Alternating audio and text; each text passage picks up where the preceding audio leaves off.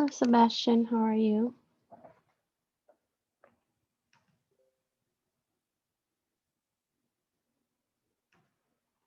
We'll start in a couple minutes, okay? I'm good. Thanks for asking. We're almost there. One more day tomorrow, and that will be our last day. Yay.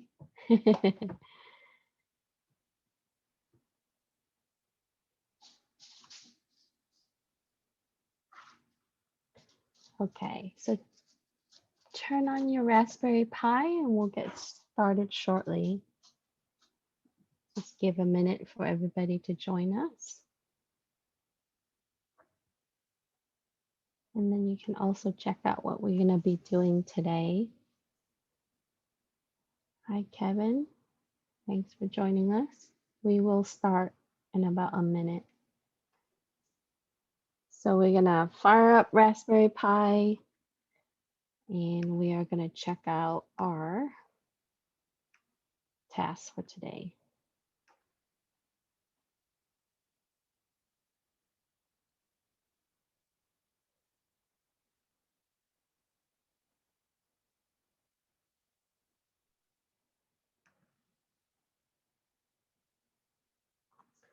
Okay, it's 2 o'clock. I'm gonna go ahead and get started. I think people will drop in shortly. So we are gonna do a few things today and tomorrow. You do have an option to pick the exercise that you want to attempt. So you only need to do one, but I posted 2, and then I'm gonna finalize the Minecraft Pi server, and I will put that up.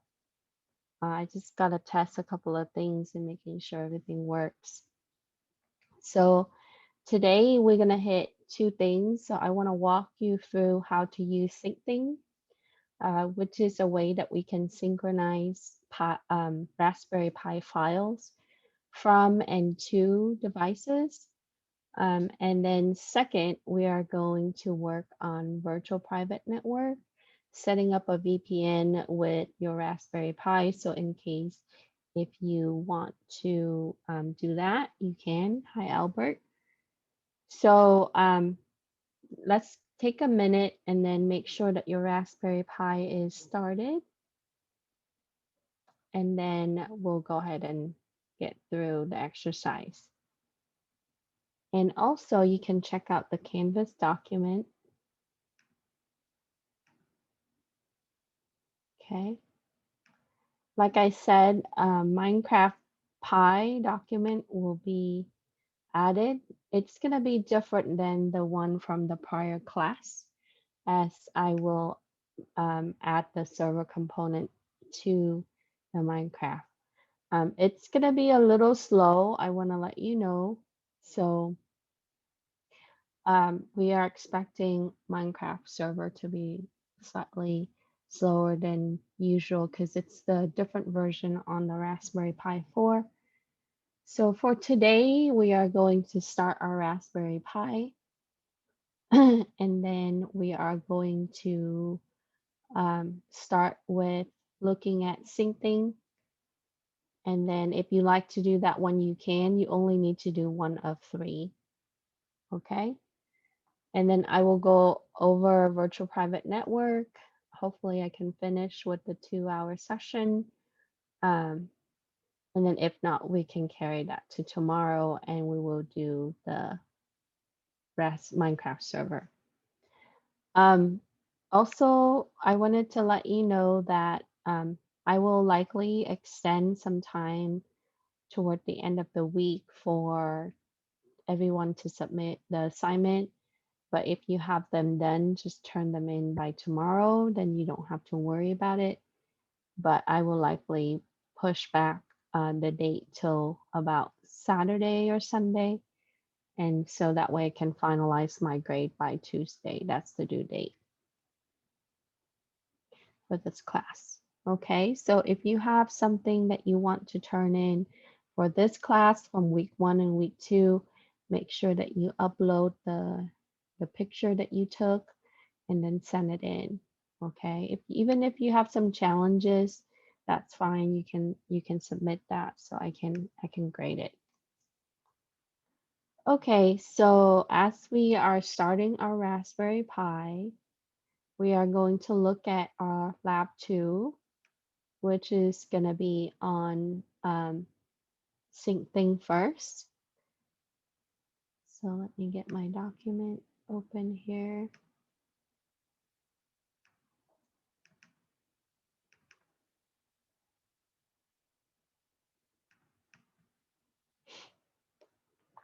So to start, while your Raspberry Pi is getting situated, Syncthing is an open source software that we are going to use on Raspberry Pi. It allows you to connect to other devices like your smartphone, your laptop, your desktop, things that are on your network. And it uses TLS, which is better than SSL for encryption. So with the session, you will need to generate a key. And so that way, it would be somewhat protected. But however, if you do put it on the web, just keep in mind that you want to create individual user um, to be able to access your Syncthing server. But inside your home network, you should also do the same thing. You should, as the services is started, you should create account, general user account, and I'll show you how you can do that to be able to share files. So what we're doing is we are going to make our Raspberry Pi a middle device where it's going to be able to share files with other devices, or other devices can use it to share file with one another. So this is a good way for you to, you know, back up your files and resources. I know you have cloud environment like Google Drive, OneDrive, and so on, or even on the iPhone, you can use Apple Cloud. However, we can do this inside our network. So all you're going to need is to have a working Raspberry Pi 4 with the micro SD with the OS installed. And you can hook it up with your monitor and your keyboard if that is, efficient for you, or you can VCN in, remotely access it using VCN or VNC, I'm sorry, VNC and SSH. So the first thing that we're going to do is we are going to access our Raspberry Pi. So here I am in VNC Viewer, and then I'm going to go ahead and start with update. So like always, we want to begin with installing updates. And that's going to give it a chance to pull any kind of update information from the web. And as you add more services and packages to your Raspberry Pi, you want to do that more regularly. And then the second thing I'm going to do is I'm going to do an upgrade. You can do sudo app full upgrade, or you can do sudo app upgrade. That will be fine. So this might take a minute. So in the first step, we are going to update our system, and we are going to upgrade our system.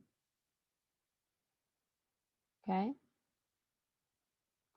And so just also a reminder, when you're not using your Raspberry Pi, just make sure that you shut down via the operating system.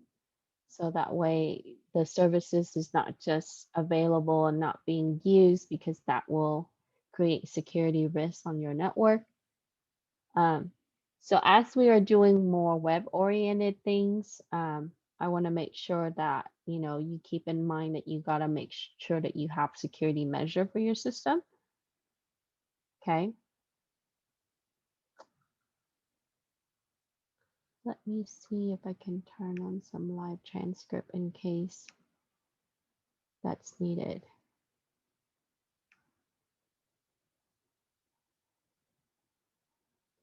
Any question before we start going into the steps after updates?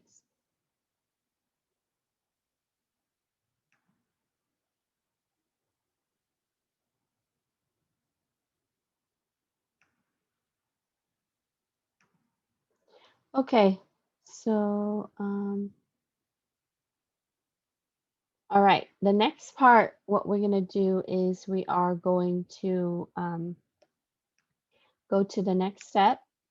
So after our update and upgrade, we are going to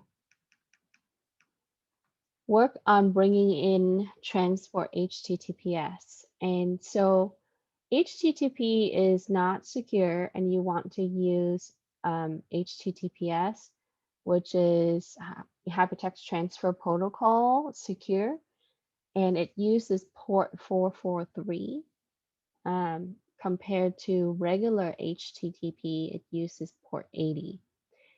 Now, HTTPS is going to require encryption. So whenever that you're accessing a secure website, like for banking or for retailing or for some kind of service or even your cloud drive, um, you are you're going to have to authenticate to the actual website, and your sessions would be encrypted. Compared to regular HTTP, there's no encryption, so as web will be more prone to risk, security risk, we want to make sure that we implement the type of protocol that's going to protect us, at least at the minimum level, right? There's not 100% security in anything, especially in the IoT area, because if we enable something, sometime we have to open up other areas, so you always have to assess the risk in how your system is communicating, how it's connecting, and making sure that you have at least the baseline measure. So in the second step, it talks about how we are using Transport HTTPS, which is a package that's going to allow us to um, manage the sources over using the HTTPS protocol, which is port 443. So now, not all operating systems normally support this. The more modern one, yes, but we want to make sure that it's available just in case. So if you are using Raspbian Lite, you would then need to make sure that you have HTTPS installed or transport HTTPS installed. So in the way that the system communicates, you have different layers and how it would start with, connecting from the physical cable all the way to how it would be able to pull the application. And in networking, we would refer to that as the OSI model or the TCP/IP model, where there are specific layers that would require certain protocol. So transport is one of the layer that's in the OSI layers or model. And so that would be in the upper layer that once it established the communication, it would then need to have some kind of exchange of information. So in HTTP in general, it would do a query and then it would get some kind of reply back from the web server. So when you're visiting a website, when you're using HTTPS or HTTP, HTTPS give you that secure communication compared to HTTP that doesn't. And once the communication is established, the web server respond back to your system and it's able to serve, right, the page, which usually it pulls from index file. We saw this when we did the web server in the last class for some. Um, then you would the secure side often it would use something like TLS.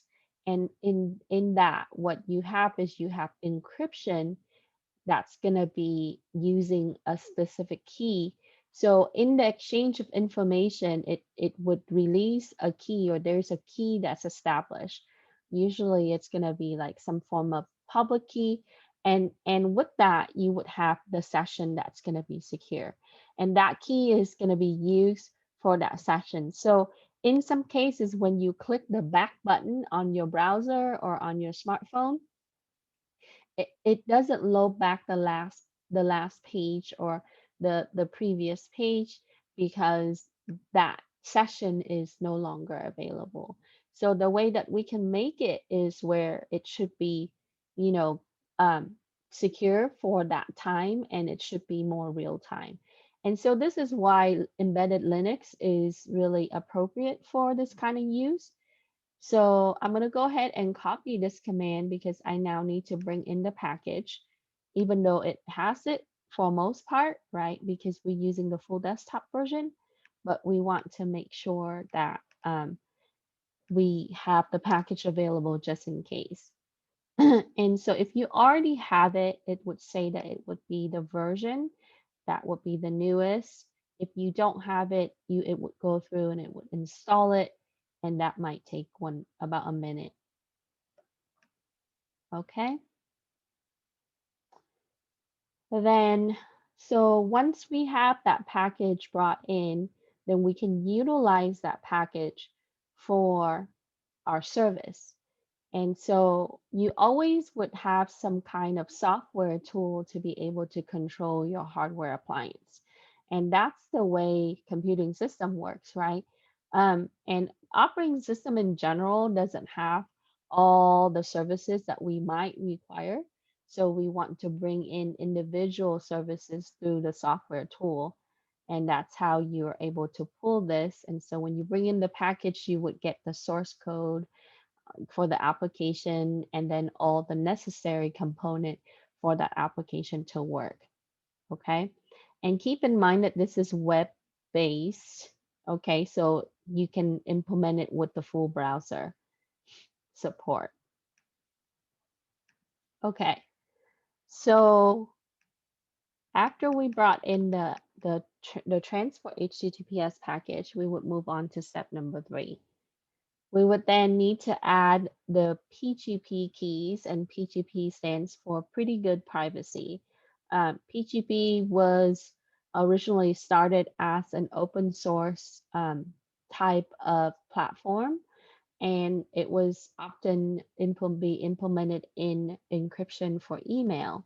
What you would see in when you can set up where you can have privacy in email, and some email services have it, some don't. You can also install additional tools to certain emails, so your email would be encrypted. Um, Now, encryption seems very ideal as far as security goes, but you have to know that when you're using services that uses encryption, the disadvantage of it is that it will be a little slower, right? Sometime a lot slower than your non-encrypted type of service. And then also it would require more processing power and resources like RAM, processor, and so on. So, encryption will be a good solution for security in most part, but in the sense that if you need something very like immediate, real time, sometimes it might not be um, you have to take a look at the algorithm that would be suitable in response time and performance. Because, like they talk about blockchain all the time with crypto money. It sure it's great that it's very secure, but at the same time, right, you would require a specific type of server, and then it's also require a lot of processing and time. So there's some, some risks compared to what we would see with the benefits. So that will be considerable. So what this will allow us to do is we can use these keys to make sure that it is going to be the appropriate device that's going to be receiving the type of data that we want to share. And then we also want to make sure that that key is also signed or assigned to specific user with the appropriate permission. So these keys, think of it like keys to your home, right? You will only give keys to the people that you know, like your family member, to enter your home. So the way that we treat the keys, logical keys, is that keys can be used to lock and unlock certain things. So therefore, we want to make sure that certain things are protected. Um, so and in order to use encryption, we need to add these keys. So then we are going to use curl, and we are going to pull the key text file. And then after that, we're going to add the key to our system. Okay. So make sure that you get the whole entire script. Okay. And then we are going to go ahead and put that in here. So it should be pretty fast. It's going to pull the key and then it's going to say okay. Now, public key, a lot of the public key, so when you're using something that uses key pair, like what I explained before with SSH, you would have a private key and a public key. And the majority of the time, you're going to see that public key can be published. That means that it can be stored in a text file, it could be on a database, it could be available somewhere. Where private key would be specific to that system, right? And so when you encrypt and decrypt, normally we would use one key to encrypt and the other key to decrypt. So if you use your public key to encrypt, in order to decrypt, right, the other person needs to use their private key, and then and so on. So you would always have a matching key pair in that sense. So in the PKI infrastructure, that will be like that. And now other type of environment, for most part of the web, you would have public key to encrypt and decrypt, and it would use bit by bit encryption, so that way it will be faster compared to if we chunk it in, a group of data and then encrypt it. So what you would get is you would need to have some kind of key that's established depending on the type of service.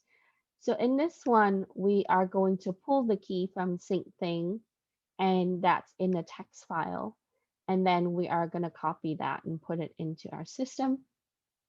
So once you added the key, now you would need to bring in the actual repository, which has the source code. And if you visit their website, I pull it up right here, it talks about the type of encryption that you would use. So anytime that you're using HTTPS, most company, they have transitioned to TLS or other algorithm because SSL is just not secure, right? There's a heartbleed that been going on a decade or more ago. So that means that there's a flaw in the source code where, attacker can use that against someone. So TLS is a better type of a solution in the web environment.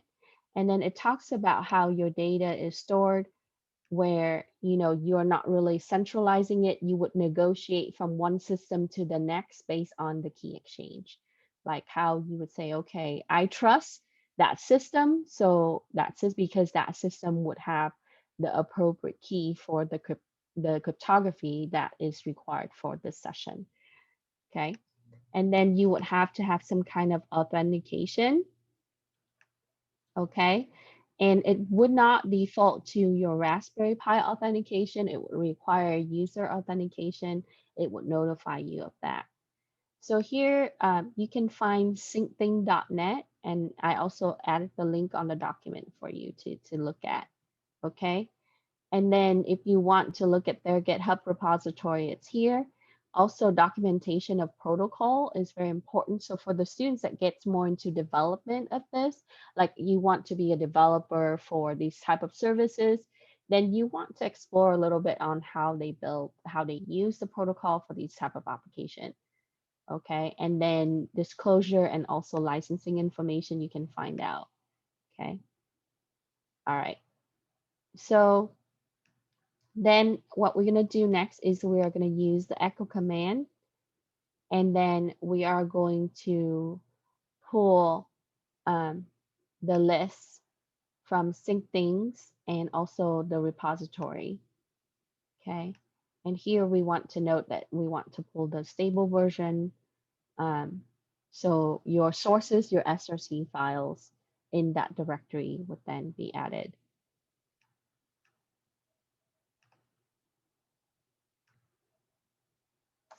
So security and networking is my jam. So I'm a little bit lacking on like the game development area and stuff like that. So it's a little bit more challenging for me compared from yesterday to today.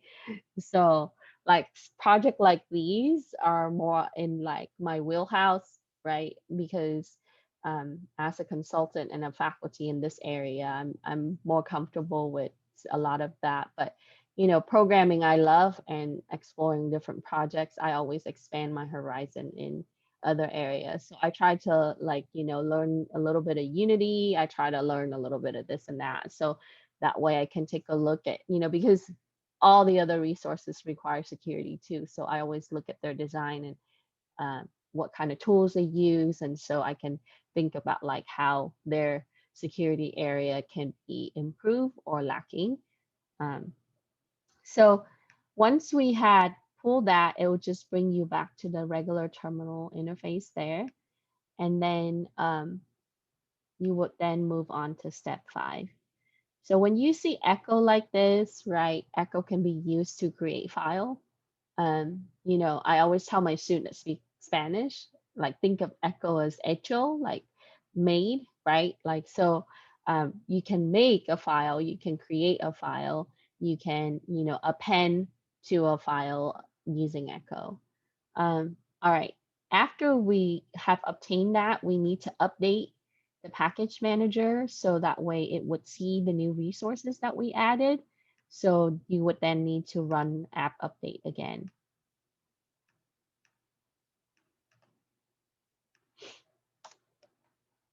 Okay. So once you have added all the keys and things we wanted to push update, that should take about a minute or less. So we are at step 5. And then finally, we're going to get to where we would then install it, right? So as you can see, there are preparation process. So when you're looking at a certain type of packages, you need to take a look at what kind of services that it's going to give you, what kind of requirement. So read their documentation. That's really important. It kind of gives you the details, and they usually walk you through the tutorial on how to, on how to install it. Okay. So we are now going to then install it. And I had previously done it. So if you haven't had Syncthings, it's going to ask you if you wanted to write that to storage. You're going to say yes, and then let it go. Okay. All right. So what we want is we want to see our IP address. And I think Albert mentioned this, right? Last couple session, you can use hostname -i. You can also use like IP address like this. And then you need to take a look at the INET address. Okay, I have a chat comment. Oh, sorry. Yeah. So you can also use INET, right? But a way that you can find out your system IP address is you can also use hostname -i,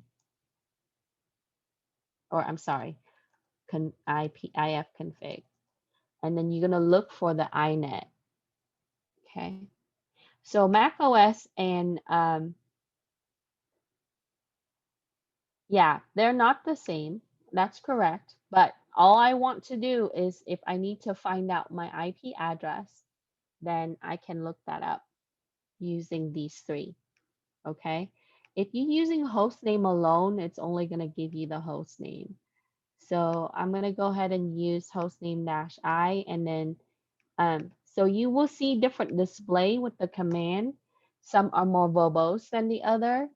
So as you can see on mine, it gives me the IP address version 4 first, okay?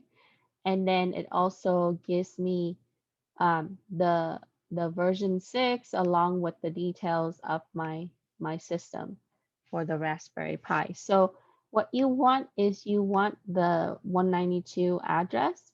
Now, if it gives you the 127.0.0.1, right, that's a loopback address, and loopback address is used to call itself.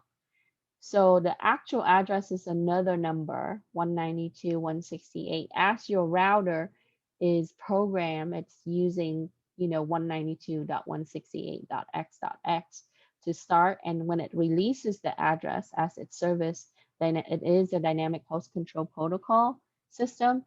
It would give out IP address to all the connected. So on average, you're going to see small networks with that class. You can go up to about 200 and something devices, but normally on a wireless environment, like about 100 and something is where we kind of, max out. Now, can you use it where you make your IP address permanent? Sure, you can use a static IP where it doesn't change, because if you don't assign a specific IP to your system, that can be modified, because your router would release a different one, whichever one that would be available next after a certain period. Like on average, it would be like 30 to 90 days. It depends on the setting.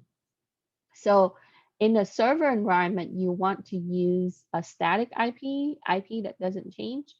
But in the regular computing for home use, where you turn off and on your system regularly, then you can use dynamic IP, where that can change after a certain period of time. Now, if you use IP address, it gives you the details, so that when we see that, we would see that it's more verbose. That means that it has more text and more details. And then also ifconfig, you're going to see more of the details as well. So they look a little bit different. Now, on Ubuntu, and like even on some Debian releases, sometimes you cannot run ifconfig unless you bring in the net tools. It's a package that would be used to understand that command. So keep in mind that not all Debian Linux would understand ifconfig.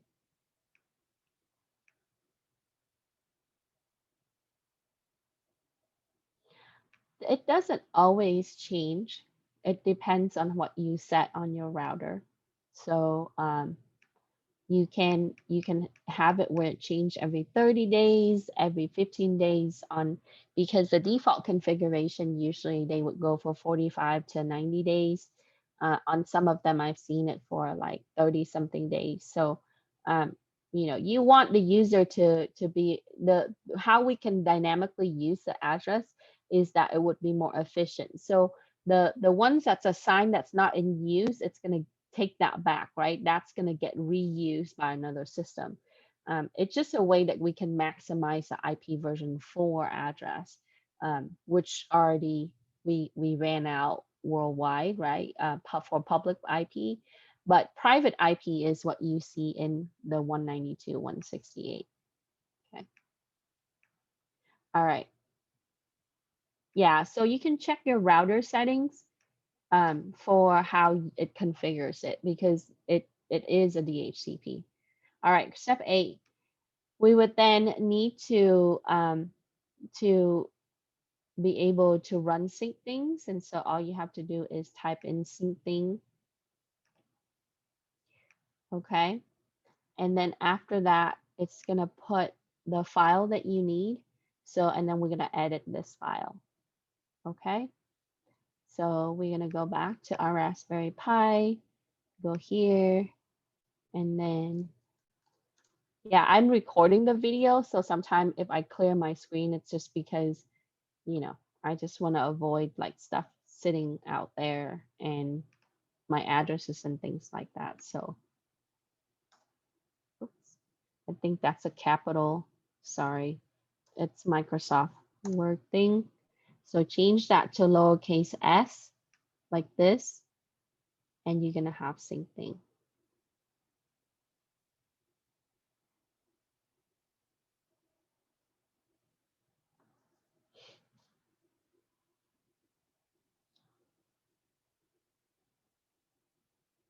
Yeah, I already have an instance that's running. So that's why I see these messages where it's not able to update the database, but yours, it's going to go. Okay. So what it's going to do is it's going to create a file, and we are going to go ahead and modify the configuration for the application. And in Linux, you can do that through the terminal. Okay. So next, we are going to use Nano, and so by the end of this class, you should be very comfortable with using Nano. You can use Nano to code in Python, in Java, in C++, and because your operating system has GCC, your C compiler. So for Java, you just install the virtual machine so you can simulate it for as it compile. But overall, like I think that having text editor, knowing how to use it in command line is crucial, especially when you get into like system administration, because servers don't have GUI sometimes, and you have to know how to edit text for like shell script and things like that. So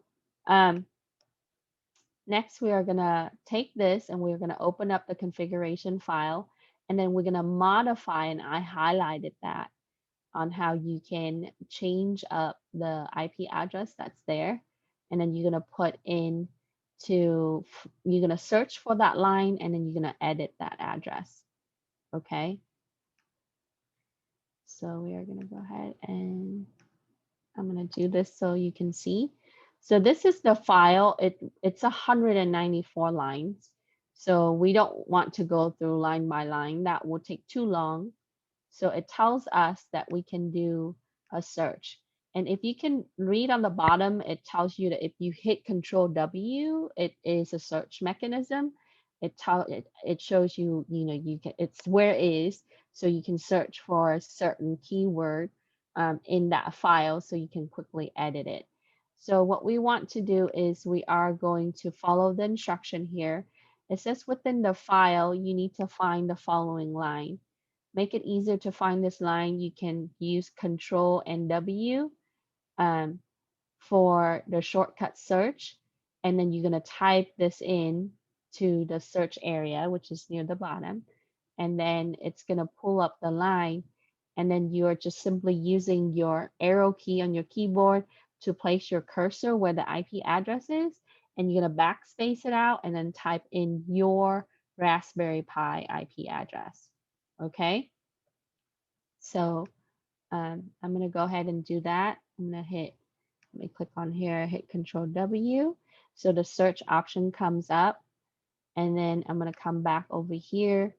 I'm going to go ahead and make sure that you have the bracket with it. We are going to copy, and then we're going to come back over here, and then we're going to right click, we're going to paste that in. So we are searching for the IP address. Okay. And then I had changed this, so it should take you to the line, and then you are going to, let me do that again with my,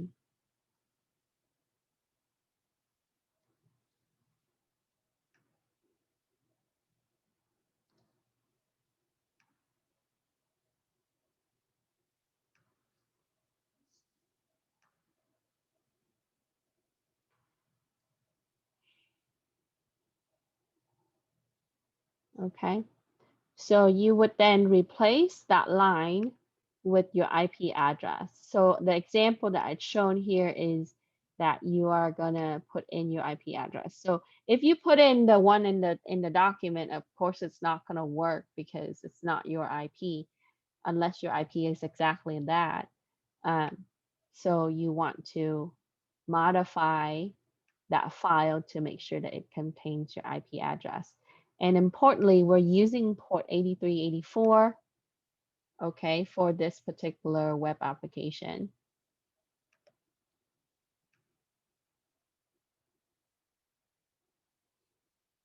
And then when you're done, you're gonna hit Control X, okay? And then press Y to say yes to save and then enter. But I want to mention that if you wanted to make it available to all addresses, just like how what we did with the web server, if you took the last class, you can use all 0, right? Alternatively, you can allow any access to for the IP, but if you want only for your local network, you want to put in your IP address there. Okay.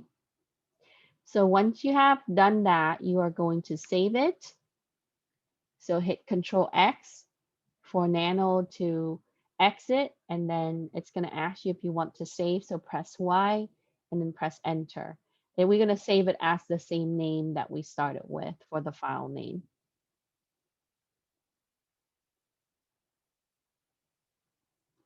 Okay, so once we've done that, it's going to enable the software service, and then we are going to boot it, right? So now if you, so for the, we want for the service to be activated, okay? And so what we can do is we can modify the .service file using Nano again, and then we can add this resource in. Okay, so let me hit Control C, Control X, as I'm not updating my file there. And then what I'm going to do is I'm going to go ahead and after I had already modified the configuration file, I'm going to go in and change up the service file. And it's located in lib directory systemd system syncthing service. So you want the full path there.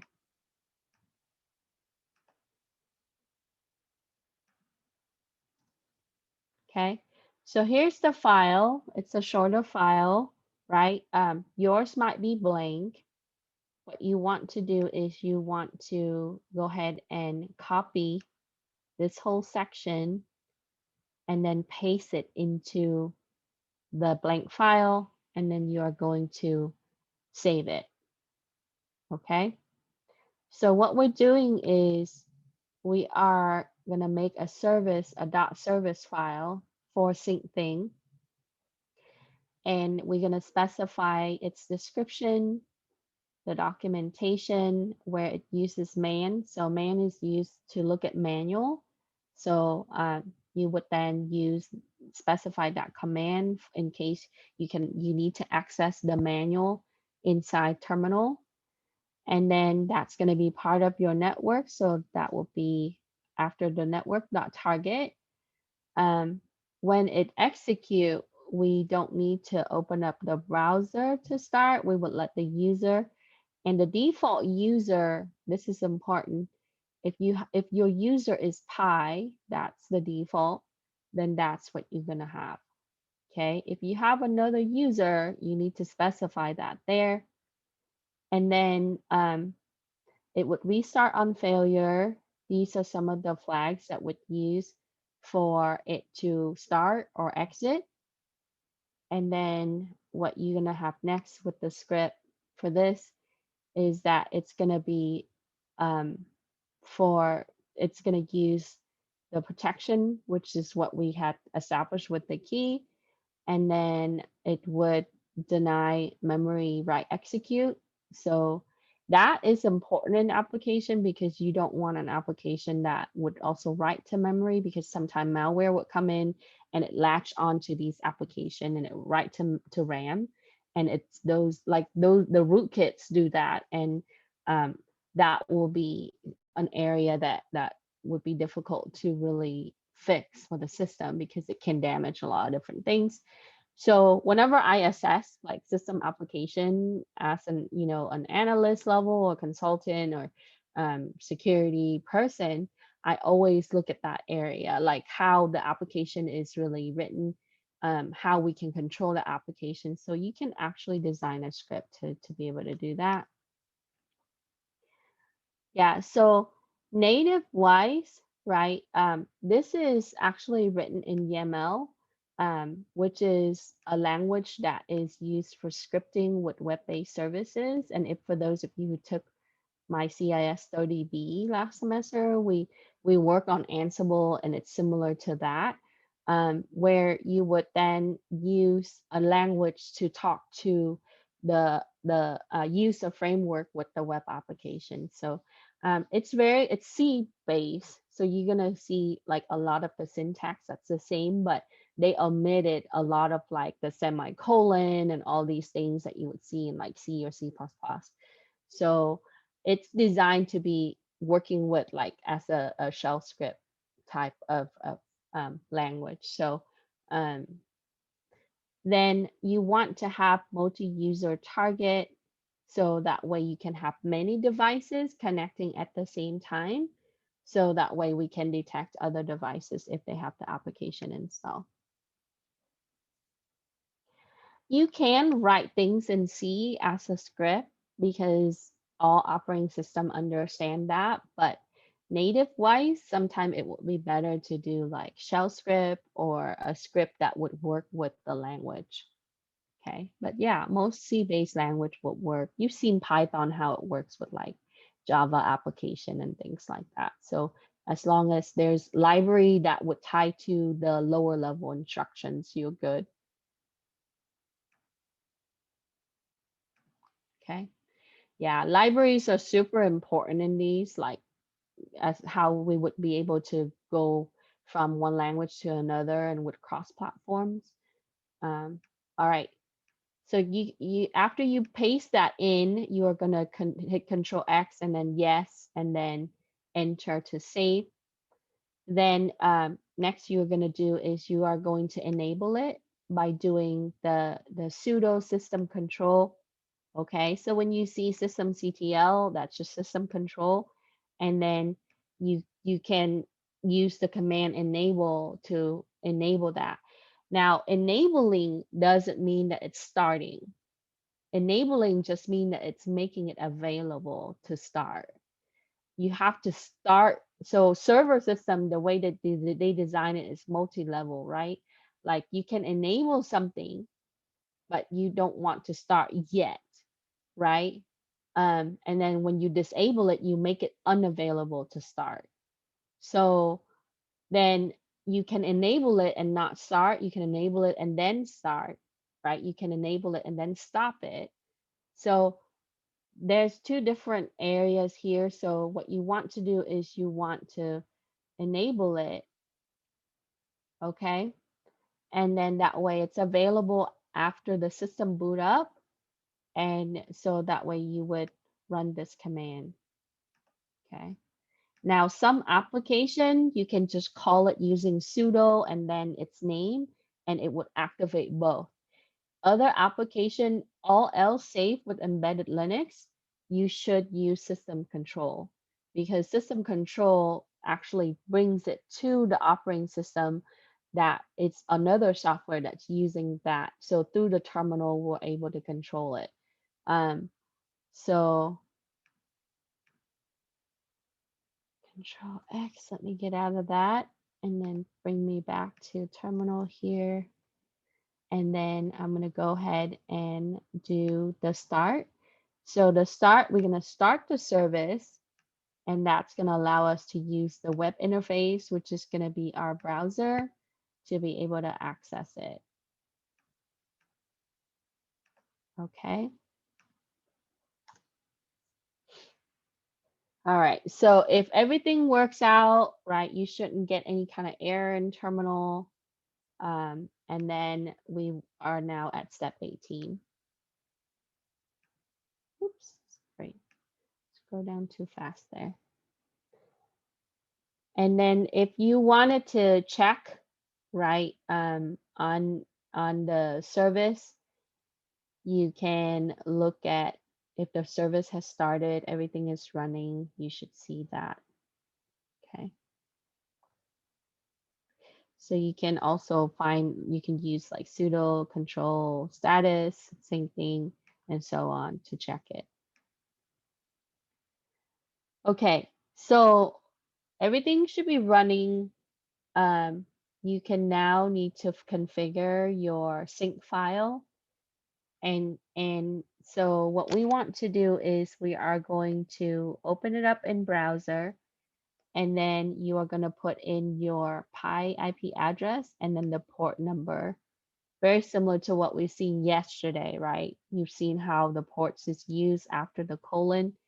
So you would put in your Pi IP address, colon, and then port 8384, because we put this in the configuration file, so it needs to match. Um, and so then that's the port that's going to be used to listen. So it's going to look, right, it's going to listen for, things that would be signal for syncing, or device that are requesting to connect, and so on. Okay. So after that, you would then need to set up. So let me, 1 second. I'm going to pull up my browser.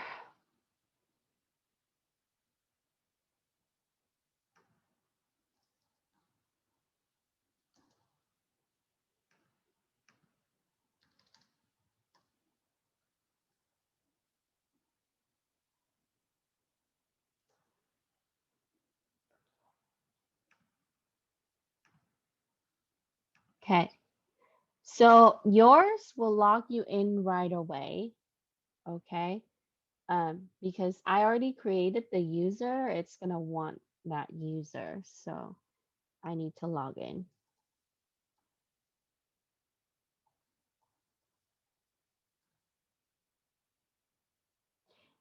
And it's gonna say not secure. If it's giving you the page error, just click see details and then allow it to go anyway, okay? So,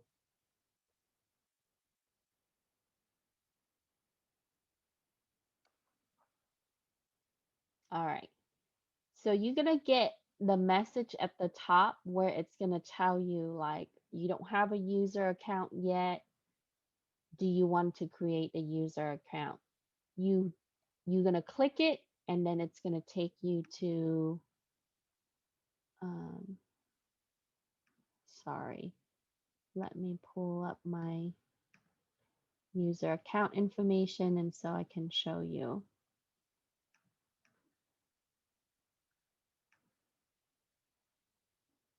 Okay. So if you click it and go to settings, and you can always use action drop down menu and then go to settings, right?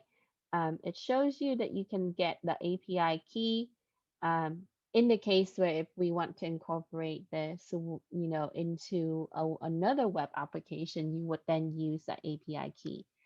Okay. You're familiar with Canvas because everybody's on Canvas, right? I use API key to tie in like, your web lab environment, or, my Google Cloud or stuff like that. So instead of using the link to share, you can use an API key for that. Um, so here for the GUI, right, it's going to be your IP address.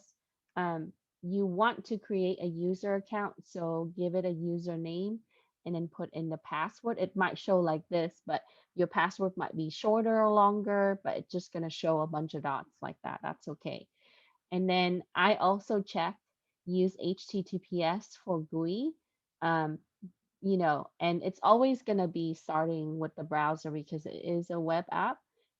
So it's going to use the browser to open that up. That's the application that's going to be native to the operating system that it would rely on to be able to launch. So um, I check this option. I create a user account. I give it a password. Okay, and you can check out other options. So if there's a device that's trying to connect to the Raspberry Pi, you can choose accept or ignore.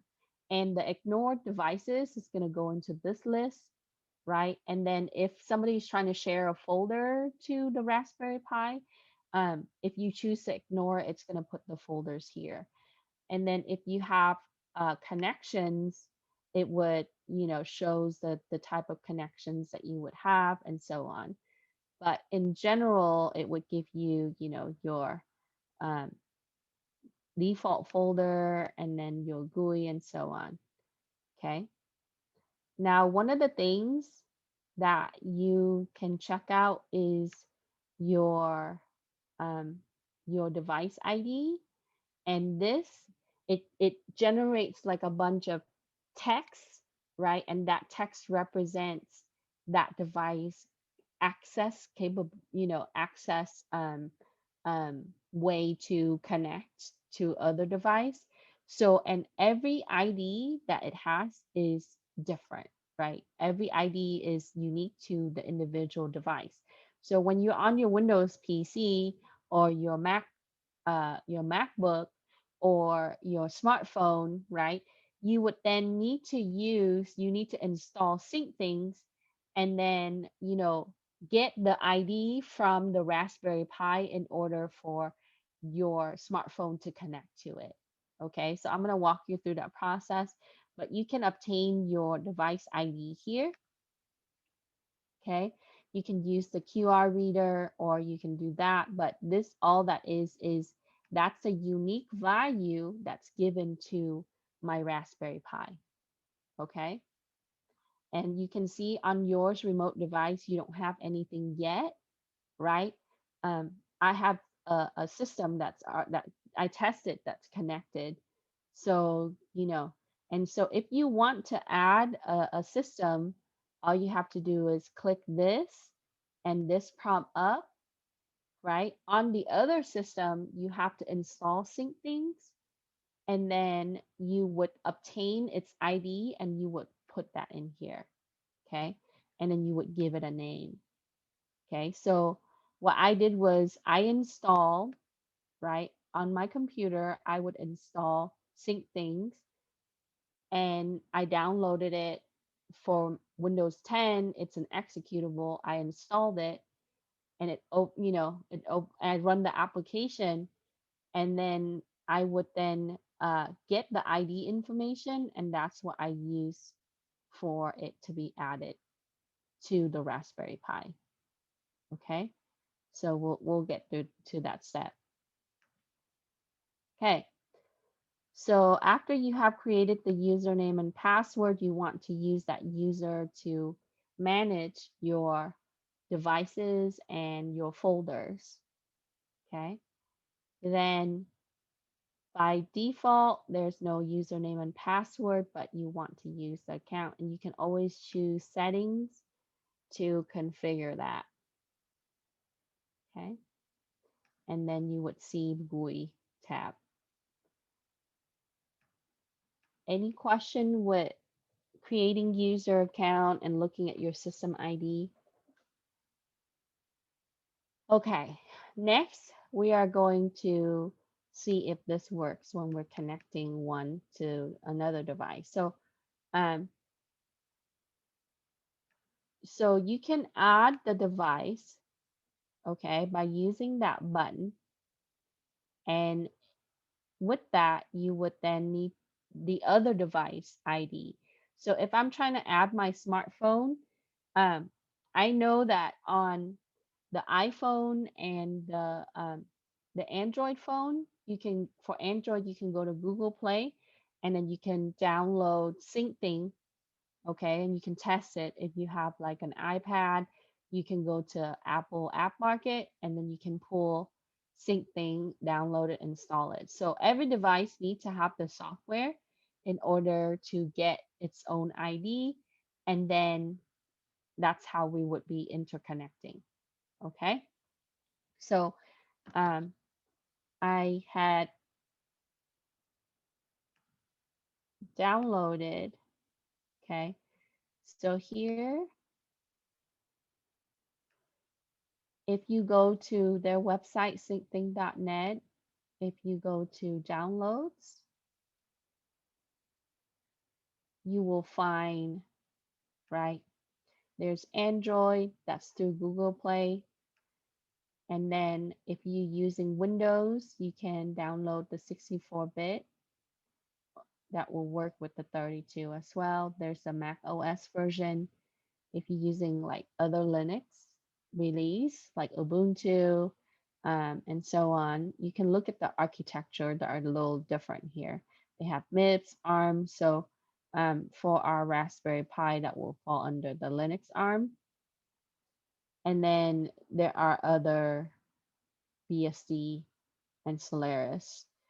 Some company they use Solaris, so you have to use the version for Solaris. So then once you, so I click this because I'm running Windows 10 on my laptop. It drops it in my download folder. I would then go to my downloads folder, and then it would be a zip file. So I would right click it, and then I use my 7-zip, or you can extract it, right? I have 7-zip, so I just extract it. Then I open it up, and then I would run the app here, okay? And since I already configure the application for my Windows 10 PC, then I would have it shows up here, right? But if you just started brand new installing it on your system, it's going to ask you to create a username. Then you need to authenticate to it. And then, so after I have installed it and the application works on my device, right? I can go in and I can click action and I can find its ID. I would take that ID, okay? I copy this, and then I go to my Raspberry Pi,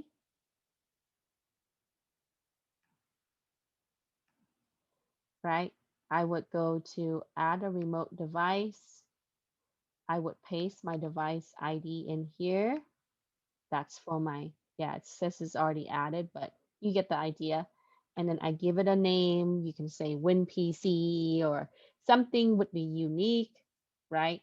Um, for security reasons, you can say, you can give it a name, right? Like com 339, something like that.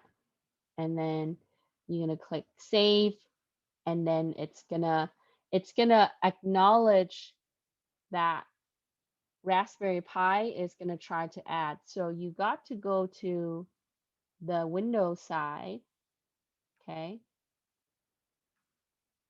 Right? It's gonna default browser, so it's a browser using browser. So you're gonna have to click accept, right?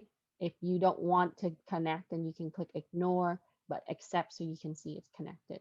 So on here, as you can see, I click accept before, it should say up to date, and I now connect it to my Raspberry Pi. Okay. So this is treated as a peer-to-peer environment where all the devices are at the equal role, and they can now share files. Okay. So once I have added the remote device, then I can start making a folder, right? I can say my uh, comp files or pictures or something like that, right? And then it gives you the folder ID and the folder path. And then you need to click sharing, and then you would choose the devices that are on the network that you have added, okay? And then if you want a password, then you would put that in, right? And then you would click save, okay? So now it we added a folder, and then, you know, so you can share it. No point in adding a folder and not share it, right? So that way on the Raspberry Pi now it's able to access the file that I put into that folder. So I can drop a couple pictures there, and then I can download. So going back to what we talked about with the streaming server, right? Like I mentioned that you can share your MP3 Or you can put it on a USB, mount the USB, and then put it in your Raspberry Pi. So if you have a bunch of songs or things like that on your computer and you wanted to mount it onto the streaming server, then you can just drop it in the folder, go to the Raspberry Pi, access it, right, download it, and then you tie that to the mount. Make sure that it's the same name as the mount point for that server. Okay. And the path needs to be set up. So um, that way you would have the MP3 on your Raspberry Pi as well. Okay. Any question? So this is a good way for us to do file sharing management, right? It's not like your OS file sharing where you can drill down on the permissions, but there is cryptography that's involved, that's authenticated, and so on. So let's come back to my Raspberry Pi now. I'm going to go ahead and close this. So you notice that I added the folder from the Windows side. It's going to tell me this. And then I'm going to go ahead and click add, right? I want to use that folder. And then I'm going to go ahead and, if I need to reshare it, I can reshare it. I'm going to go ahead and click save. So now I can access it.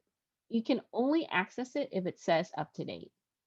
And so on the Windows side, on my computer, I can drop in the files and it's going to then sync the files real live, right? Real time.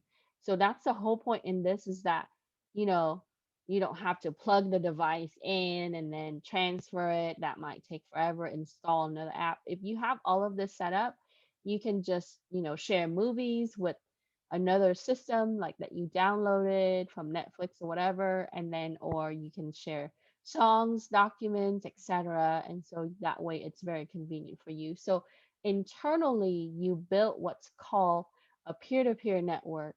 That way you can share your files and you know um, and using this particular service. Any question? Okay. And if you want, you can check out like listeners and discovery. So it's always going to try to look.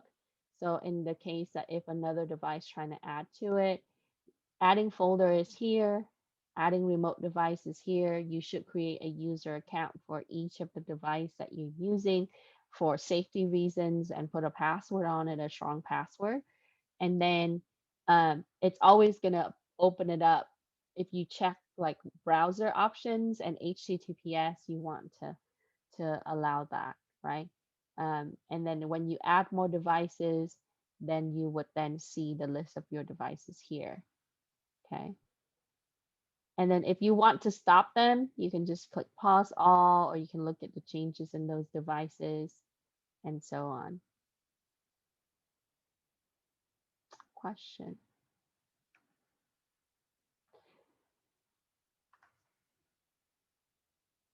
And so here you can see the list. If you click on the device, if you have a lot of folders that you share, it will list all the folders here.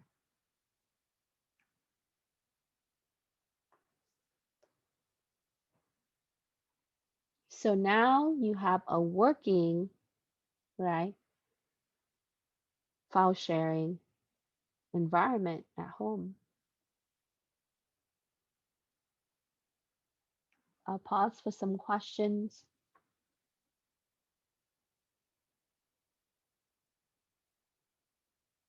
So I suggest testing it with, one of the device that you have. You have a tablet, you can see if you can add it. Or if you have like, a computer that, and you can always change all of that later. So as I close out of my application on my PC, it would, stop the service, the communication between those devices. So in order for it to really sync, they both have to be on authenticated and such. Okay. Okay. So tomorrow is going to be our last session, right? Um, so today I wanted to finish this and then I wanted to go through VPN Pi. or PiVPN. So at least you know how to do that if you're interested in learning that. And then tomorrow we'll come back to a little bit of the game to finish up. Um, and so when you're done with the kit, right after the 29th, um, next week or something, or before fall semester begins, you can stop by Make Innovation Center and you can give them back their kits, so they can check out, your loan kit. And if you have it in like, a circuit and connect it, they said that they'll take it like that so they can display your project if you like. Um, they are open Monday through Thursday, 7 a.m. to 4 p.m. We are running Steam Camp next week. I am one of the speaker for Steam Camp on the 2nd. And I know on the 2nd and the 3rd is when they're doing Steam Camp for all ages. So if you are interested, you want to participate, you can sign up. I know that they have an Eventbrite up. If you go to, let me drop in the website. It's pretty fun actually. They have like some really cool kit to do like biology and chemistry and music and stuff like that. Because I organized it last year and they're using the same thing. So um, one second.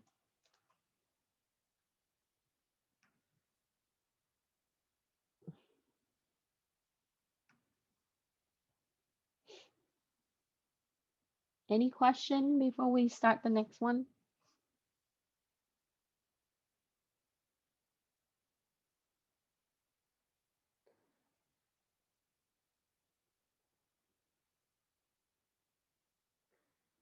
I'm trying to see if they have a link for the Eventbrite.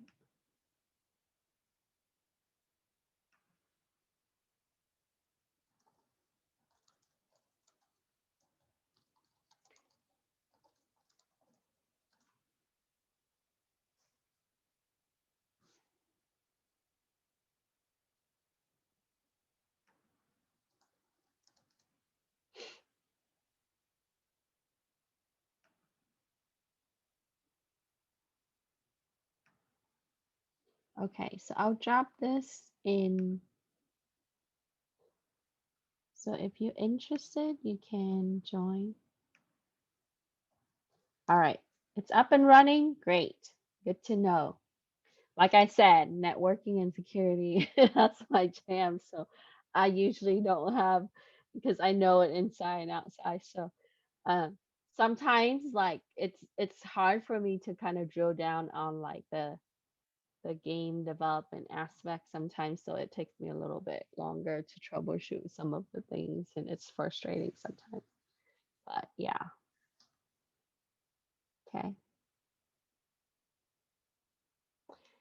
Yeah, so if you have friends, you can always sign up. There's Eventbrite information from that web page that I had dropped into the chat. And then you can read a little bit more about that. So they have Women in STEAM for younger grades, but you can, older people can attend too. And then they have an all-day STEAM camp for all ages. So I believe on the 2nd is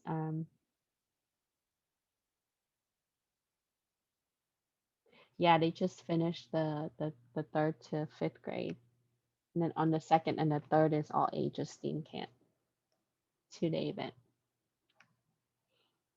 Yeah, they had good turnout last year. We had good turnout last year. So I did Women in STEAM last year, and then this year I'm doing all STEAM. So I'm doing like I think the closing speech, but I will attend throughout the day. All right, it's virtual, so check that out. Anyway, let's move on to the next part. Right, I'm sure you're excited about virtual private network. If not, at least you can learn a little bit more about it. Okay. So let's talk about VPNs. Okay, so make sure that you can sync, follow the instruction. I try to screenshot it for you. If you wanted to use that exercise, take a picture, and that's what you're going to submit for the lab. Okay. Next is VPN. So um, virtual private network is a good way for us to really protect our traffic information using encryption. And there are different technology that is available out there via subscription, or if you're using like an enterprise network. So for example, like if I work for a company, could be like something like the college now, right? And I need to access some of their systems for, ordering equipment, or, looking at facility like classroom information. I would then need to connect to their network using, a secure connection. So usually I would use a browser, authenticate to it. Once my access token is given, it's gonna my traffic, I would then be routed into the network of my company.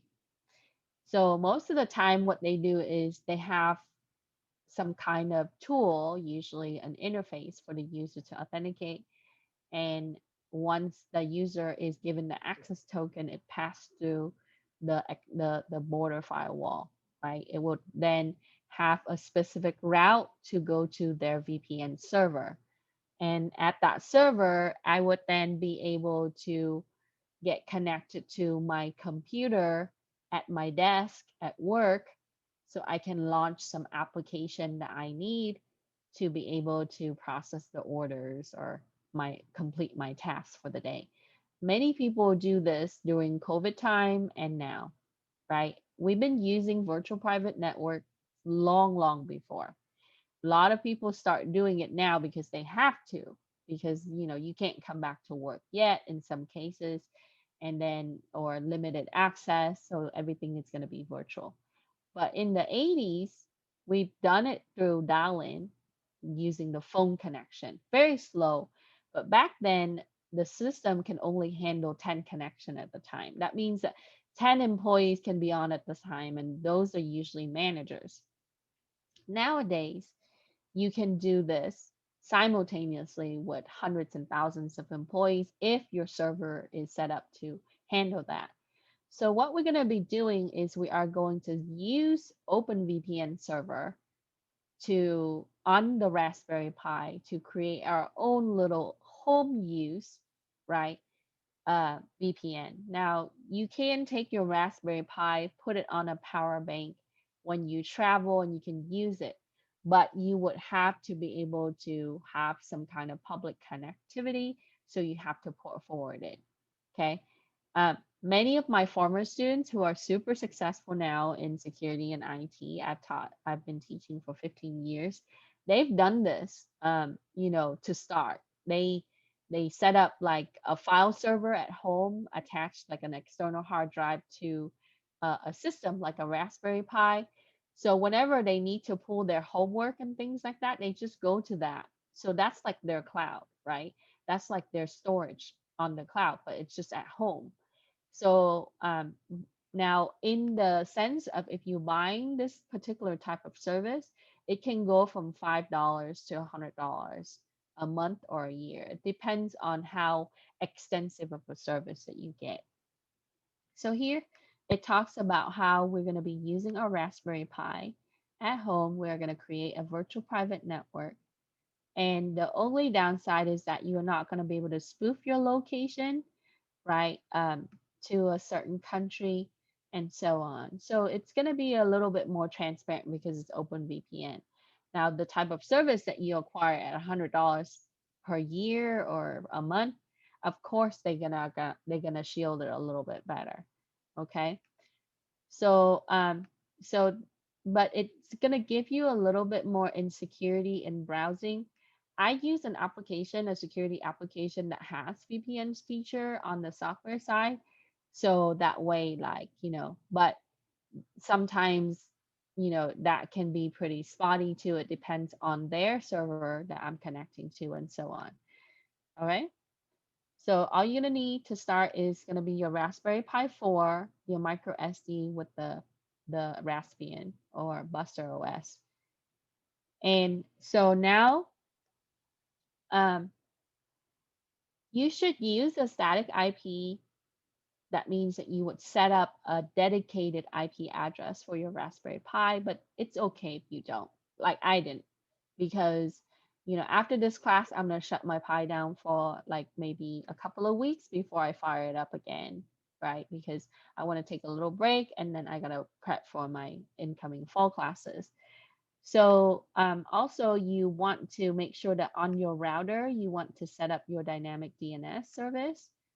And also if you want, you can set up a dedicated IP on your Raspberry Pi, and that way your router doesn't utilize that to use it for something else. Okay. All right. So to start, we are going to update and upgrade again. Okay. And then we're going to install OpenVPN in our terminal. So I'm going to go ahead and exit this. And then let's clear this. So sudo app update.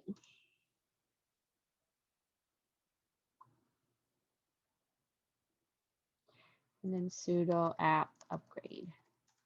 I know we just did it earlier, but just to show you. Okay. And then we are going to do a curl. And then we're going to install. So the package that we're going to get is going to be from OpenVPN or PiVPN actually. And then we're also going to bash it. So run bash script.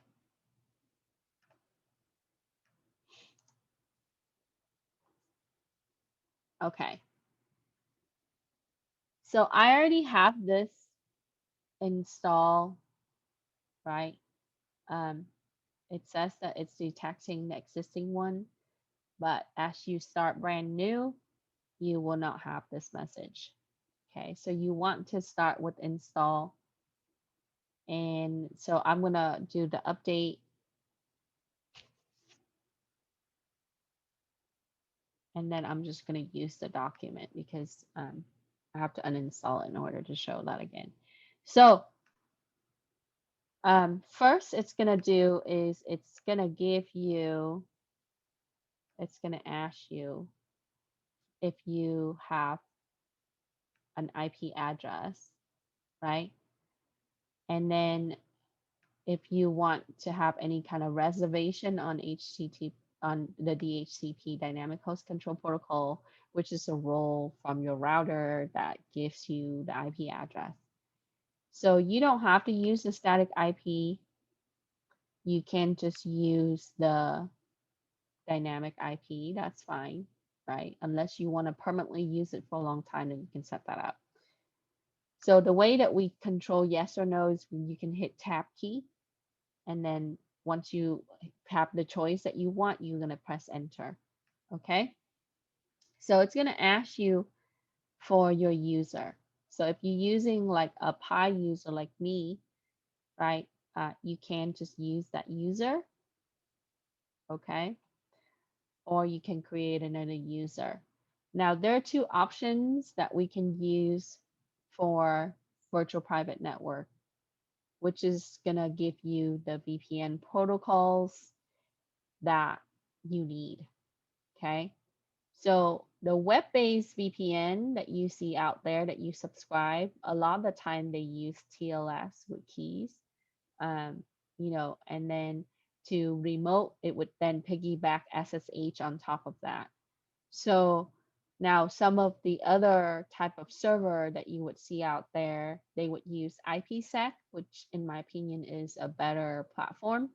But all else, what it's doing, it's going to create a tunnel for the communication channel that you establish between your systems. So from your home to your work, or from your home to from your PC to your Pi, and so on.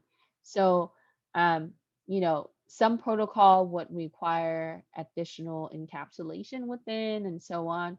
While and all of that is being modified inside your traffic that you generate from one system to the next, just to give you the Cliff Note version of that. okay? Because that can go for like a couple of weeks in my class. But anyway, so you have an option called um, WireGuard, or you have another option called OpenVPN. Okay, WireGuard is new, and you can find the details information here. Okay, so when you choose a technology, it's always good to read up on it and see what kind of tools it use. Cryptography is only good as its key length, size key, and also encryption size, um, as far as bit size. So, a lot of people say, oh, this is a good, cryptography algorithm. It's arguable, right? Because it depends on how you manage the key, what size key you're using, what size of encryption you're using. So here it talks about WireGuard if you wanted to know. And then, it goes into, so most of the time you're going to see SSH, which uses RSA PKI. And so the more that you're more comfortable with understanding what kind of cryptography that's using, the more that you're going to see how you can implement security solutions in different area of your home network or your facility. So um, OpenVPN also can be used with, um, I'm sorry, WireGuard can also be implemented with its, compare that to IPsec or OpenSSL.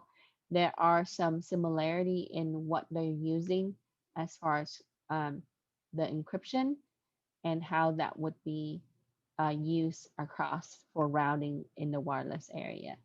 Okay. So as you can see, they're using key pair. Okay. And then so some of the things that you can look at if you choose that. But for this exercise, we are going to use OpenVPN because it's one of the most common one out there. It's been around for a long time, right? I want you to know how to do that because on your resume, if you can configure some of this, you can start dropping key terms, product, like on your resume. And, when they use an automated system to scan your resume, that's how it's going to look for, right? DHCP, OpenVPN, VPN, stuff like that. So you have to mention those type of things. Okay. All right. So we're going to use OpenVPN, and then so you're gonna use the arrow key, right, to move down to open VPN. Press space bar to select it, and then hit tab to do yes. If you select the other one, you have to start all over again with running that from terminal. Okay. And then you are going to select yes to begin the configuration for the DNS. And these are my screen captures. So, okay. Now, later on, you're going to see that you are going to get prompt with UDP or TCP. It says, I'm using my own Raspberry Pi and I'm already, yeah, so you don't have to do this, Albert, if you don't want to. Okay. If you're already using a VPN product, that's fine on it. That's okay. But I just want to show everyone how to make the virtual private network from their Raspberry Pi. Okay. So this exercise is optional, right? If you did the other one, you don't have to do this one. And or if you want to do Minecraft server tomorrow, you can do that one, right? You just need to do one out of three. Okay. So later on, you're gonna get a step. In step 6, it's gonna prompt you to whether you wanted to choose TCP or UDP. Just to give you the summary, user datagram protocol is gonna be um, less reliable, but it's going to give you faster speed slightly. Okay. What do we use for UDP? A lot of the things you use are UDP. When you watch YouTube video, when you watch your television, when you watch Netflix, when you listen to online radio, um, a lot of the media file, even when you're playing your game, sometimes you're using user datagram protocol. User datagram protocol all it is that it doesn't need confirmation when it receives, when it, what, before it sends and after it's sent. Okay. The TCP, which is often more reliable, is that there's confirmation. So my analogy for this, right, really quick, is that user datagram protocol is kind of like going to the post office and mail out the package, and doesn't matter when it get there, how it get there, it will just get there eventually. Sure, that's fine. Pay the cheapest. Okay. Now, compared to TCP, TCP is like going to FedEx or UPS or even the post office, sending out a package, and you need signature confirmation, right? Tracking number, notification on your text to tell you when, where it stops and where it receives. So TCP needs confirmation that somebody is receiving that traffic and they're ready to receive it. Once it's received, there's also a confirmation that's acknowledged. So there gotta be, three ways acknowledgement with TCP before it sends it. Therefore, it takes a little bit longer. So I put in a link for you to look at, which one to really use for VPN, which one is better, right? Just keep in mind that TCP takes a little bit longer, it's more reliable. UDP takes shorter, but less reliable, right? Okay. Yeah, there are a lot of external out of the country VPN service. Oops. Um, so you can use something from Switzerland, Latin America. There are a lot of companies that does hosting for VPN everywhere, but this is for home solution. Do it yourself, right? All right. So press spacebar to select, tab to choose yes. So we are going to pick UDP. Okay. Then you are going to keep the default port as 1194 and you are going to click OK. So press tab to select OK. Now this is recommended for the OpenVPN. You can use other port that is uncommon. So when we're talking about uncommon, you want to go into the 1000. There are specific port that's using for a certain service. So if you wanted to know, just Google the port list. There are tons of port that will, show up and it will tell you which one. Then you are going to select the OpenDNS as your DNS provider. You can use the other ones too, but you have to be able to set it up with them. Okay. So all your web services is tied to some kind of domain name server or service. The server provide this particular service that translate IP to what you see as URL, right? So all of these systems are all have IP addresses. It just we put like the URL on it just to help us to see and remember things better, right? I'm not going to remember 192 or 172.11.6.5 or even longer with IPv6, but I'll remember google.com, sure, right? Okay, so we are going to use OpenDNS, and then you don't need to custom your domain because if you don't have a domain yet and you try to custom it, it's going to fail. Okay. You are going to use the public IP that it gives you. So that's the public IP that your service provider put on the router, and that's what it detects. Okay. So it would show the public IP there. And if you want to know your public IP, you can use who is service on the web and you can find your public IP. Okay. You are going to click yes, and it uses elliptic curve. Elliptic curve is used by the government quite a bit. It's used for in a lot of small appliance because it doesn't require a lot of processing power. It actually is very lightweight. It's fast. Compare that to what you see on your smartphone. Your smartphone and your router now uses AES, which the size is about the same as far as encryption size and the key length, but elliptic curve is faster. Okay.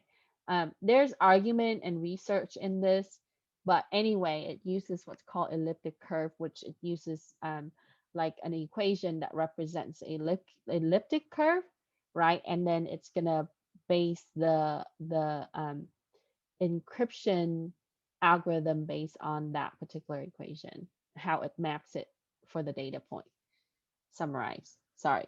Okay, certificate, we are going to use 256-bit certificate recommended level. So it's going to assign you a certificate. Cryptography always have some kind of certificate. So think of it that like this. In order for you to get a government ID, you have to show who you are. And who you are is going to be based on your birth certificate. So the way the system works is it's assign a certificate to really use that as part of the credential acknowledgement process in either establishing digital signature or establishing key for, cryptography. So you're always going to have some kind of certificate there. Then it's also going to generate the server key and the HMAC key. So you have to say okay, and you want it to have some kind of unattended upgrades, you can say no if you don't want unattended upgrades. So in a business environment, in an enterprise, like if you work for IBM, HP, a company, you want this no, because you want the upgrades to really be tested before you launch the patch, because sometimes upgrades can cause your system to fail. Known Microsoft upgrades. Um, and then you also want no for unattended patch. But for us, for home use, we want that to just to streamline the process a little bit for us. So click yes.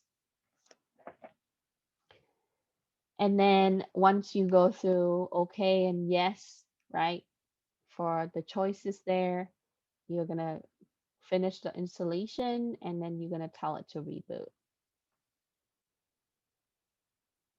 Okay. And you're going to confirm that you want immediate reboot. So click OK. Okay. So that takes a little bit. After it reboots, we are going to add the client. So that would, what it would do is it would generate a profile.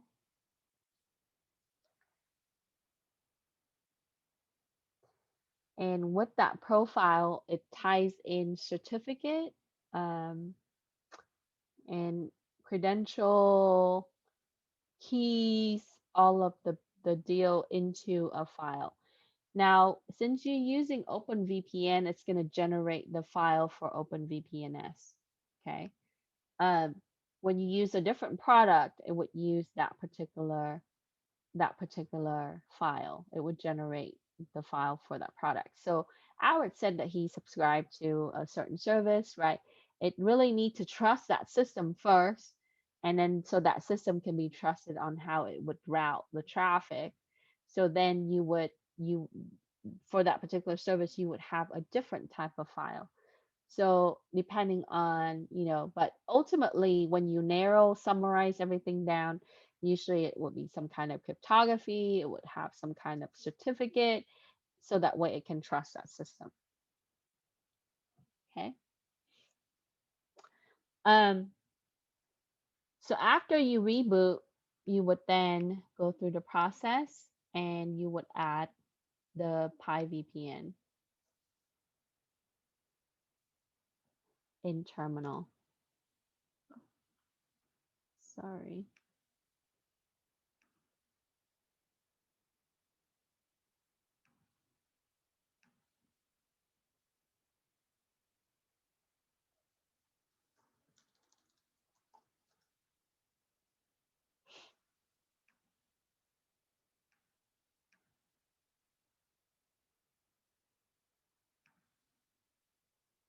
Let me see why it's giving me that. Let me give you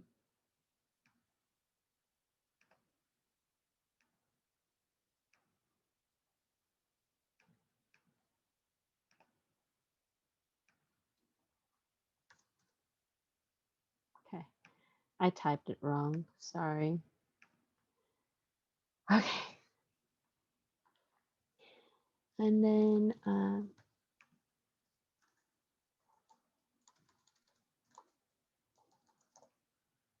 let's say that I will put the K in. So we are going to use the certificate for 1,080 days. You can make it less, right? Like, so when do we do that? Maybe you have friends that are visiting out of town and they're only going to be there for a few days, so you can set up their profile for that. Okay. So we're going to use 1080 by default, and then you would just put in the password.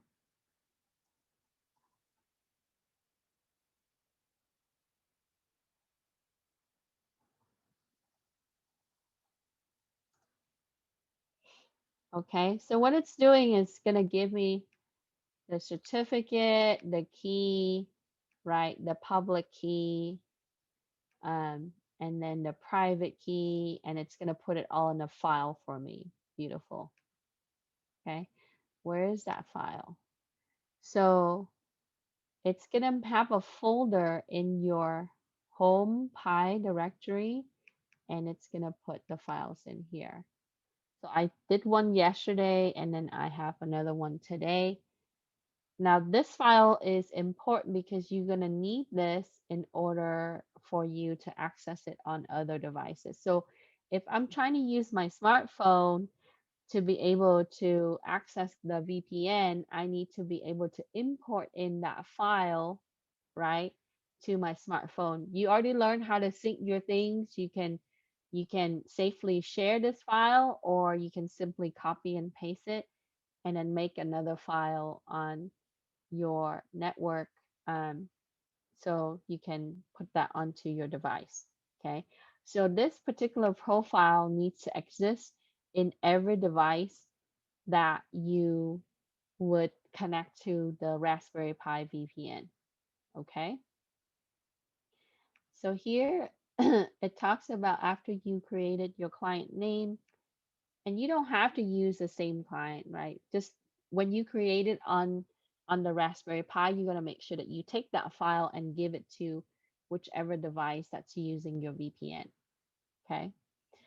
And so it would then store that in home Pi and open VPNs directory. And so, like I said, you can always find the file here. So in a network environment, you don't want to just put that out there for people to find, right? You want to probably protect the location where it would save this information a little bit better by controlling permissions and putting password protect that folder, or even encrypt that folder itself. So we want to make sure that we can protect because it has the details about that particular user. Um, so what I'm suggesting is you're going to use a text editor like Sublime on your computer, and you're going to take the content of that file, and you're going to make a file that you can import into, your computer, or save that file to your computer. So I'm going to call up Sublime, okay? And this is the file that I copy. So what I did was I used my let's do this one so you can see. So I use my Raspberry Pi, I go to Home Pi, and then I double click the file, and then I just copy it. And then I go over here to my Sublime. I go File, New, and then I paste it. So now I have a second file.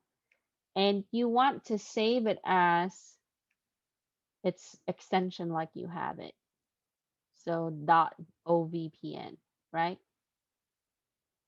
So I'm going to go ahead and save this to my desktop now after I paste it. So kwin.o,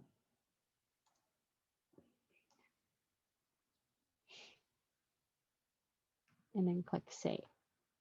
So once I have that file saved, right, it is a copy of the original file that I created in my PiVPN. Then I would need to use an application import in that file so I can connect. So your option would be using OpenVPN client. It's called OpenVPN Connect client, or you can use other ones like Viscosity, which is very common in the business environment, uh, TunnelBlick for Mac, and so on. So now, if you use the OpenVPN Connect client, you can find the downloads there. Ah, okay. So here you would click on that link and you would choose your operating system. So if you're using an Android phone or an iPhone, you select one of these. And so since it usually detects it, right? Um, so now I know Android, Google Play, you can also pull it from their market, and also for iTunes, you can also get that from for iOS. Then I would click this to download, and then after the download, I would install. Okay. So you need to have an app in order to connect.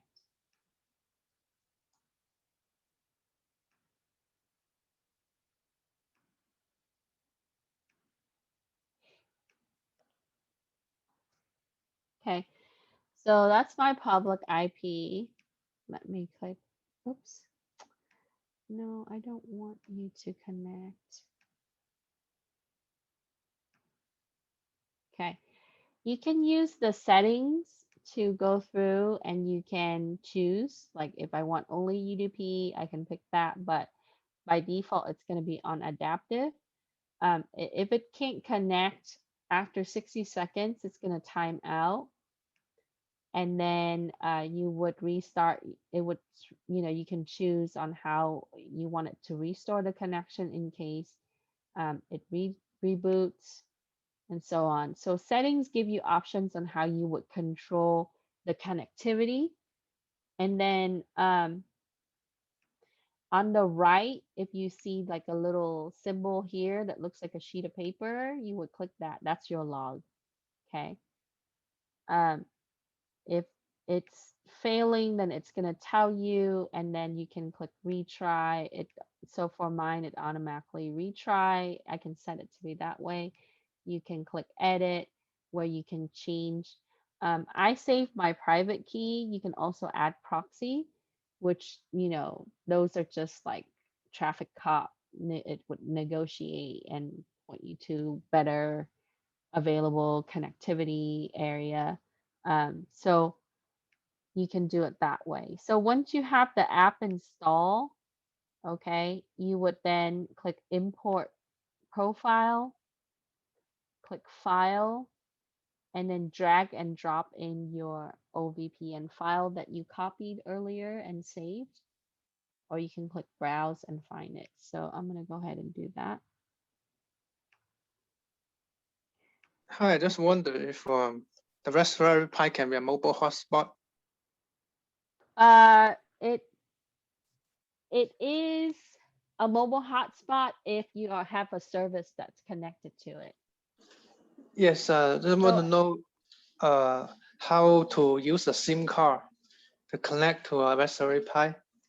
You have to buy an adapter for SIM card reader. You can get it with the USB, and then you have to install the packages for the driver for the SIM card reader in order to read it. And then that will make it available, yes. So if you're using any kind of card reader, card, you have to have a card reader. So you can buy like a SIM card reader, and the best option would be your USB connectivity.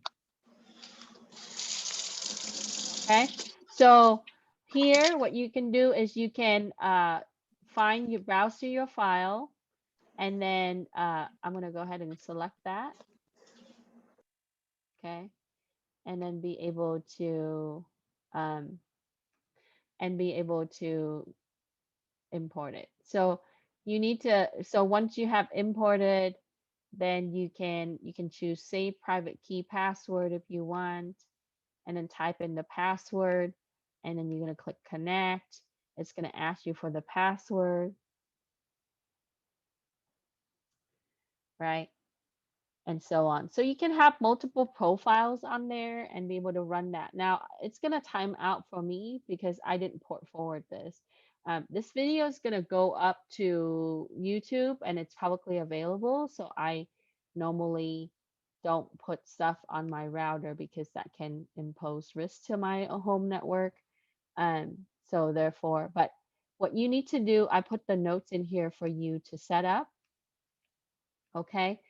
So um, after you import in your profile, put in your password and connect, some of the things that will prevent you from connectivity is if you have firewall settings on your home network, like through your router, or if there's an application that runs in the back that's preventing you from connecting, make sure that you disable that. So if I'm running it on my Windows, right, you saw I probably need, see, it's going to show VPN failure because it's timing out. And it can try to reconnect, but so if you disable the firewall and it's still not working, there could be other security application that's running. I do have a security application that's running that's also blocking certain things. So you can disable it to check to see because certain traffic is irregular and the way that the application works is anything outside of the normal, it's going to kick it, right? It's going to filter it. So what you should do is you should check those things. Also, you need to make sure that you port forward the port, the 1194 that we set up earlier for that public address. That in your router there's a port forward options, and then you would go down that list and you would choose, or you can type in the specification for that port to be able to do that. You need to refer to your router manual if you don't know how to do that.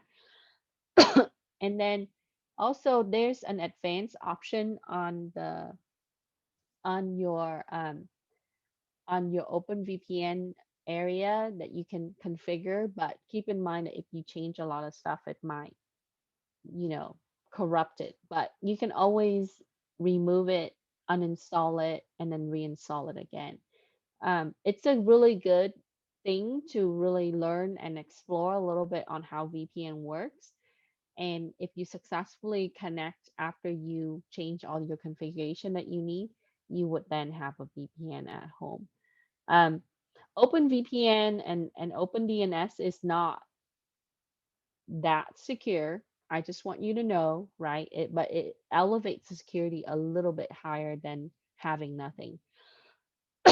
So now I know that some country you cannot use VPN.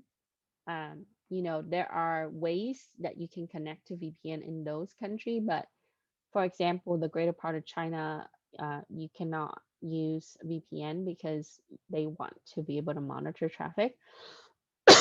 So you got to be mindful of the operation that you're using, and the regulation that's around that operation. Okay. Any question? Oh, look at that. I'm just in time. Any question? Okay. If you like the exercise, you can do the exercise, try to test it. Let me know if you have questions. I'm about to be done with the session. Tomorrow is our last meeting. So if you complete something, you can always submit it. Type your name in the chat. I'll be on until 4 o'clock for questions.